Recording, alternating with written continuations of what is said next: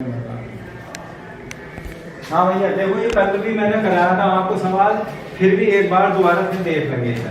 देखिए लिखा हुआ है आकृति में ओ वृत्त का केंद्र है तथा कोण ओबीसी बराबर 40 अंश है, तो कोण बीएसी की माप ज्ञात करो। यानी बीएसी की माप ज्ञात करनी है हमें, ठीक है। तो बीएसी कहाँ बना हुआ हमारा चित्र में, बी तो यहाँ है, ए यहाँ है, सी है। अच्छा ये वाला कोण बताना बीएसी, ठीक है। बीएसी की माप ज्ञात करनी, तो बीएसी की माप कब ज्ञात होगी, जब आप जो है ये वाला कोण ज्ञात कर लेंगे पूरा, और ये वाला पूरा कोण ज्ञात कर लेंगे। तो जब हमारा दो त्रिभुज दो कोण अगर हमारे ज्ञात हो जाए, तो तीसरा तो हम 180 में से माइनस कम करके घटा लेंगे। तो क्या करें, ओबीसी में त्रिभुज ओबीसी की बात हो रही है, पहले तो ओबीसी में लिख दिया हमने। देखो ओबीसी में जो है हमारा ओबीसी एक छोटा सा कोण बना हुआ आपका अंदर 40 अंश का बना हुआ है। त्रिभुज ओबीसी में जो कोण बना हुआ है ओबीसी 40 अंश का बना हुआ है। और दूसरा कोण भी हमारा ओसीबी, यानी बीच में जो सा कोण हमें निकालना होगा उस कोण को हम बीच में ले लेते हैं, तो इस कोण का नाम है ओसीबी। तो ओसीबी हमारा 40 अंश का हो जाएगा 40 का। तो त्रिभुज के तीनों कोणों का योग जो है 180 अंश होता है। तो हमने लिख लिए त्रिभुज, लिख लिए उस त्रिभुज में कोण एक तो ओबीसी है, एक ओसीबी है, और तीसरा कोण जो है बीओसी है। तीनों कोणों को लिखकर और उन्हें बराबर में 180 अंश लिख दिया। क्यों? क्योंकि तीनों कोणों का योग जब 180 अंश होगा तो एक तो ओबीसी बन गया, ओबीसी पहला कोण बन गया, दूसरा कोण ओसीबी, तीसरा कोण बीओसी या सीओबी, कैसे कर लो, मगर चाहे बीओसी लिख लो या सीओबी लिख दो, मगर उल्टा लिख सकते हैं, मगर बीच में वही लिखना है जो हमें लाना है, ठीक। जो हमें ज्ञात करने हैं वही कोण जो हमारा बीच में हो जाएगा। अगर आप इसे बीओसी को सीओबी भी लिख सकते हैं, सी पहले लिख दो, बी बाद में लिख दो, और सी पहले लिख दो, और ओ बीच में रहना चाहिए, तो कोई फर्क नहीं पड़ेगा। तो अब इनके मान रख दो। ओबीसी कितना हमारा देखिए, ओबीसी 40 अंश है, ठीक, प्लस ओसीबी भी हमारा 40 ही है, प्लस बीओसी का कोई पता नहीं है, कोण बीओसी ये निकालना है बराबर 180 अंश। इन्हें जोड़ दो, 40 कितने होंगे 80, प्लस कोण बीओसी बराबर 180, ठीक है, 180 हो गया। तो कोण बीओसी बराबर 180 माइनस 180 में से घटा लेंगे, 180 माइनस कितना 80, माइनस के 80 कितने बचेंगे, कोण बीओसी बराबर 100 बचेगा। 180 में से जब आप 80 घटाएंगे तो 100 अंश का बचेगा आपका बीओसी। देखिए बीओसी ये जो कोण बन गया ये 100 का आ गया, 100 अंश का आ गया। अब हमारा केंद्र का जो कोण बना हुआ है वो 100 अंश का है, ठीक। 100 अंश का जो कोण बन गया वो केंद्र पे बन गया। अब वो पूछ कौन सा कोण ले आपसे, वो कह रहा है कि बीएसी का मान बताइए। कोण बीएसी जो बना हुआ है परिधि पे, तो एक सूत्र है, केंद्र पर बना कोण परिधि पर बने कोण का दुगना होता है। इसे लिखो, फिर लिखो केंद्र पर बना कोण, केंद्र पर बना कोण, केंद्र पर बना कोण परिधि पर बने कोण का, परिधि पर बने कोण का दुगना होता है, यानी 2 गुना होता है, 2 गुना होता है, ठीक है। ये हमारी फिल्म है, इस पर बहुत क्वेश्चन पूछे जाते हैं। केंद्र पर बना कोण परिधि पर बने कोण का दुगना होता है। तो केंद्र पे परिधि पे कौन सा कोण बन गया आपका, परिधि पे बन गया है कोण बीएसी बराबर, ठीक। जब ये वाला तो दुगना है तो इसका तो आधा ही बनेगा।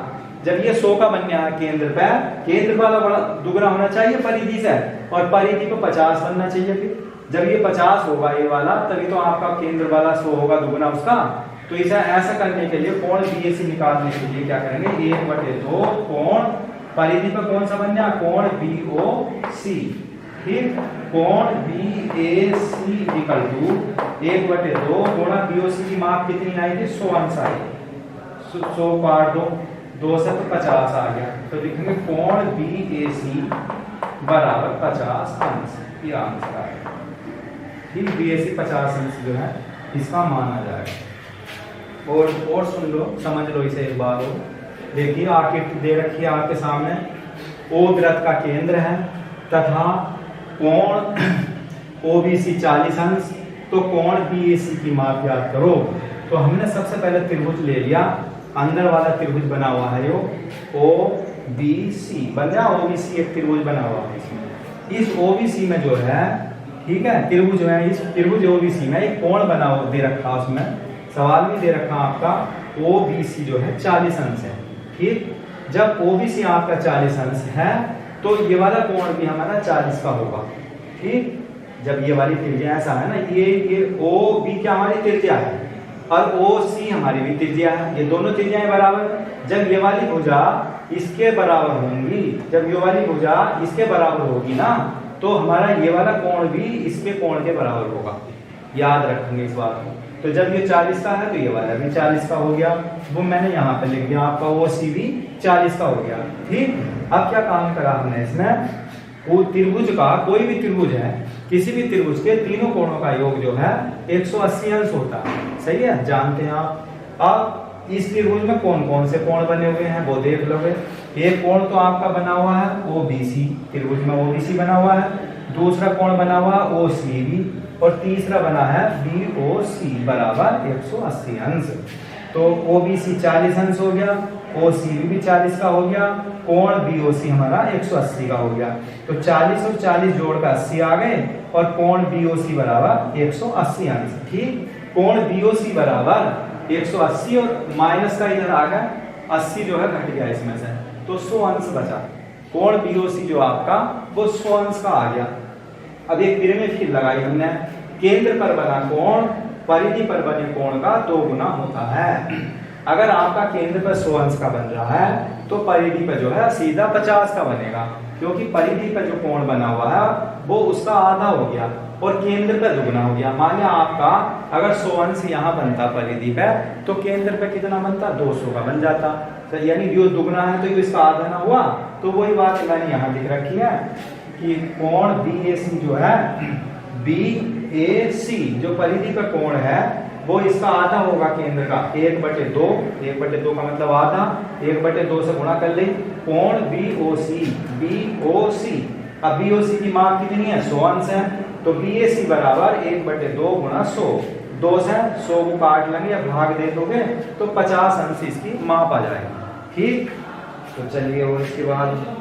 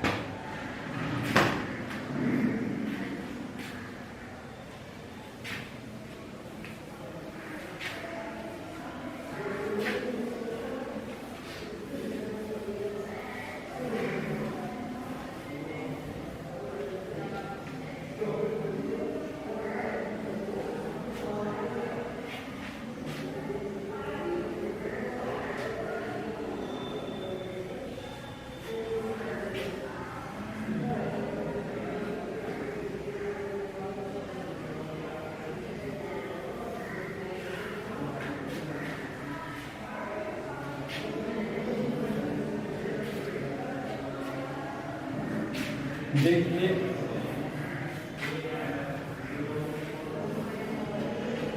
ये आपके जो है इसमें दक्षता अभ्यास में 11वीं दक्षता अभ्यास में जो सवाल टोटल कितने थे, 17 सवाल थे। अब हमारी अभ्यास चेंज हो गई, अब आती है अभ्यास बार है ए, सही है, मैं यहाँ लिख रहा हूँ अभ्यास बार है ए, अभ्यास बार है ये देखिए बार है ए में क्या है। अब आपकी जो है अभ्यास खत्म हो गई, इसमें क्या था बार है ए में क्षेत्रमिति या मेंसुरेशन, इसका नाम है क्षेत्रमिति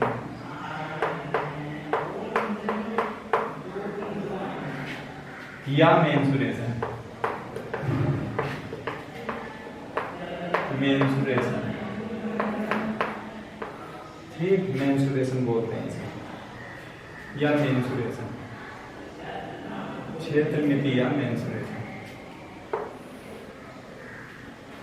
अब क्षेत्रमिति या मेंसुरेशन में क्या है, देखिए इसमें क्या है, ये सारे सवाल जो है हमारे क्षेत्रमिति का मतलब होता है क्षेत्रफल में, इसमें क्षेत्रफल भी निकाल सकते हैं किसी भी आकृति का, सही है, उसका आयतन भी निकाल सकते हैं, उसका विकर्ण भी निकाल सकते हैं। तो ये जो मेंसुरेशन में है इसमें हमारे कई टाइप के क्वेश्चन है, जैसे बेलन में आ जा, या आपका कोई आयत मिल जा, या आपका कोई त्रिभुज मिल जा, तो यानी आयत से संबंधित जो क्वेश्चन है वो हमारे कायम आएंगे मेंसुरेशन के अंतर्गत आते हैं। मेंसुरेशन में हम ज्यादातर आयतन, वक्रपृष्ठ, संपूर्ण पृष्ठ, ठीक, और उसका क्षेत्रफल, ये चीज ज्यादा निकाली जाती है। तो वो आपको समय के अनुसार जैसे जैसे क्वेश्चन आते रहेंगे वो यहाँ मैं समझाता रहूंगा। तो प्रश्नावली वो अभ्यास 12A में जो है सबसे पहले क्वेश्चन में क्या दिया है ये आप समझ, ठीक है। चलिए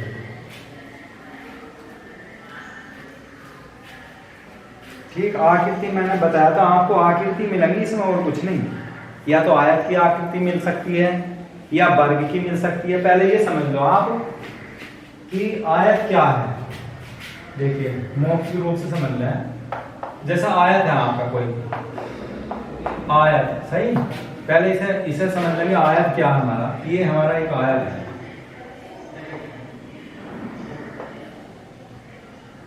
ये आयत किसे कहते हैं, आयत वह आकृति है, ये यानी वह आकृति जिसकी आमने सामने की भुजाएं, जिसकी आमने सामने की भुजाएं, सामने की भुजाएं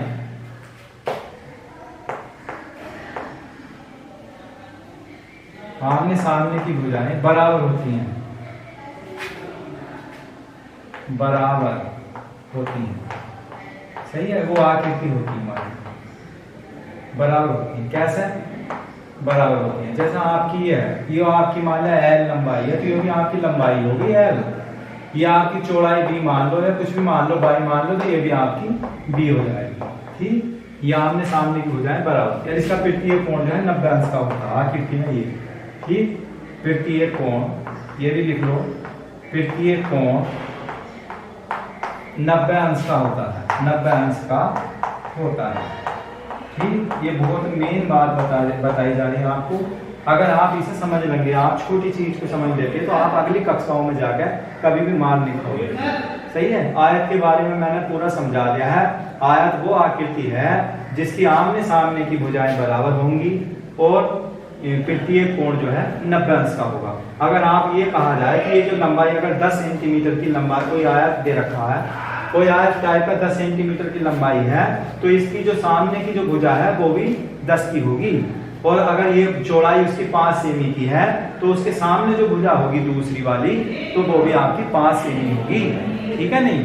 तो ये आमने सामने की भुजाएं बराबर होंगी और पित्तीय कोण जो है 90 अंश का होगा, यही आयत की पहचान होती है, ठीक है। ऐसे दूसरा हमारा वर्ग है, वर्ग के बारे में समझ लो पहले।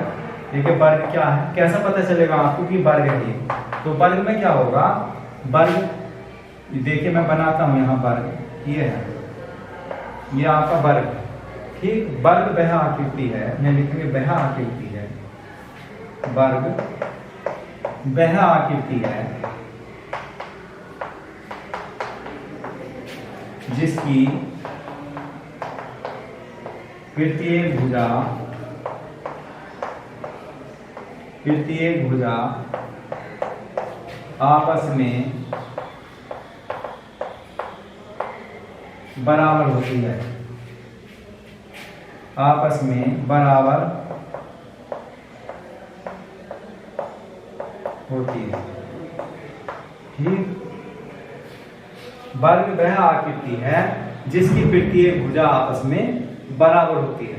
अगर वर्ग की एक भुजा अगर x है तो दूसरी भी x होगी, तीसरी भी x हो गई, सारी भुजाएं हमारी x हो गई। और प्रत्येक कोण जो है इसका 90 अंश का तो होगा ही, मगर प्रत्येक एक भुजा 10 की है तो सारी तीनों भुजाएं बची हुई भी 10-10 की होंगी। हाँ, तो वर्ग की सभी भुजाएं आपस में बराबर होती हैं। तो ये वर्ग का वो है, वर्ग यानी वर्ग की जो है पहचान है। अब एक चीज हो रहा है, वर्ग का क्षेत्रफल है, जैसे मान लिया सूत्र भी लिखना है, इसका सूत्र क्या है ये भी लिख लो। सूत्र वर्ग का क्षेत्रफल, वर्ग का क्षेत्रफल बराबर भुजा का स्क्वायर, भुजा का स्क्वायर, या भुजा हमने x मान ली थी तो हम x स्क्वायर भी लिख सकते हैं बस। ठीक है, वर्ग का क्षेत्रफल हमारा भुजा का स्क्वायर या x स्क्वायर हो जाएगा। अब जैसे वर्ग का परिमाप आ जाएगा, अगला सूत्र है दूसरा, वर्ग का परिमाप, वर्ग का परिमाप, वर्ग का परिमाप होगा 4 गुणा भुजा, 4 गुणा भुजा यानी 4 गुणा x, 4x हो जाएगा, ये वर्ग का परिमाप हो जाएगा। अब वर्ग का देखिए, वर्ग का विकर्ण आ जाएगा कहीं, वर्ग का विकर्ण, वर्ग का विकर्ण होता है भुजा अंडर रूट 2, भुजा अंडर रूट 2 यानी x अंडर रूट 2, ये वर्ग का विकर्ण हो गया। तो ये मैंने वर्ग के 3 सूत्र यहाँ आपको समझाए। ऐसी मैं आयत के भी बता रहा हूँ, यहाँ आयत का और देख लो, अभी सामने लिखा हुआ, अगर हमें आयत का क्षेत्रफल निकालना हो, आयत का क्षेत्रफल बराबर लंबाई गुणा चौड़ाई, ये सूत्र हो गया। आयत का क्षेत्रफल हो गया लंबाई गुणा चौड़ाई। अब दूसरा है आयत का विकर्ण, आयत का विकर्ण का सूत्र अगर आएगा कहीं लिखने के लिए तो लिखेंगे लंबाई का स्क्वायर प्लस चौड़ाई का स्क्वायर। ठीक है, लंबाई का स्क्वायर प्लस चौड़ाई का स्क्वायर, इस पर अंडर रूट लगा कर लिखेंगे। ये आयत का विकर्ण हो गया। अब आता आयत का परिमाप, आयत का परिमाप, आयत का परिमाप बराबर 2 बाहर ब्रैकेट में लंबाई प्लस चौड़ाई, ये आयत का परिमाप हो जाएगा।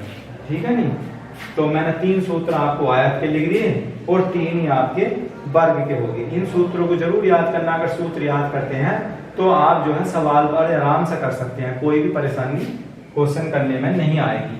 ठीक है, क्षेत्र नीति के तो मैंने चित्र के द्वारा आपको समझा दिया, चित्र बना बना के कौन सी लंबाई है, कौन सी चौड़ाई है, क्या आयत का क्षेत्रफल होगा, आयत का विकर्ण क्या है, आयत का परिमाप क्या है। ठीक है, इसी प्रकार वर्ग में है, वर्ग का क्षेत्रफल क्या है, वर्ग का परिमाप क्या है, वर्ग का विकर्ण क्या है। तो ये हमने आपको आयत और वर्ग के बारे में समझा दिया।